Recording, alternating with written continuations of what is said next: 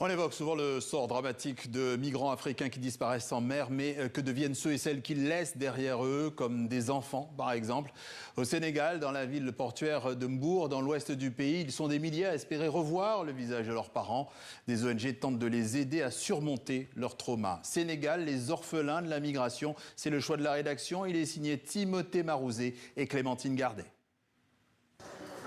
Mbour est l'un des points de départ.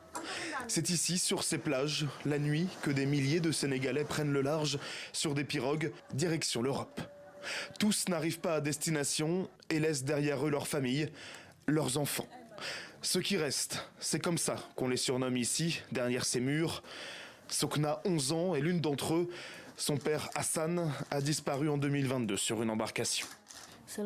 Un jour, mon père nous a dit à mon frère et à moi qu'il voulait aller en Espagne et nous a demandé notre avis.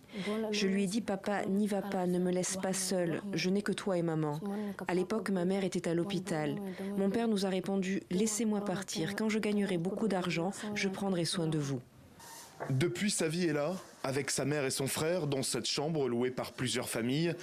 Sans nouvelles de son père depuis 4 ans, elle a souvent des absences, des nuits agitées et du retard dans sa scolarité. Ma grand-mère m'a interdit de passer devant la mer en venant chez elle parce que je pense toujours à mon père quand je passe devant ou quand je vois une pirogue. J'ai une amie avec qui j'ai fait tout le cursus primaire. Son père est mort en prenant la pirogue et elle non plus, elle ne peut plus voir la mer. Leur père leur permettait de survivre, mais désormais avec le seul salaire de leur mère, difficile de s'en sortir. Son grand frère Boubacar, 14 ans, n'a pas d'autre choix que de travailler. Quand j'ai besoin d'argent pour jouer avec mes amis, je demande à ma mère. Mais elle me dit qu'elle n'a pas d'argent, alors que mes amis en reçoivent de leur père.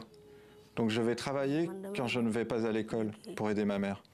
Et le plus dur reste à venir, grandir, avancer et accepter la perte de leurs parents. Tenter de briser le silence aussi, c'est le travail de Cathy Faye, psychothérapeute. Et parfois aussi, les mères, elles ont du mal à expliquer à leurs enfants que leur père est disparu ou bien que leur père a pris la pirogue, etc. Donc ce qu'ils font, elles ont tendance par exemple à cacher la vérité, à dire à l'enfant que ton père est parti en voyage, bien il va revenir un jour, etc. Et ça, je pense que ça aussi, les enfants sont dans un deuil invisible. Son ONG est parvenue ces dernières années à construire un espace sûr où les enfants orphelins peuvent partager leurs peines. Elle dénonce en revanche le manque de politique publique pour venir en aide à ces enfants.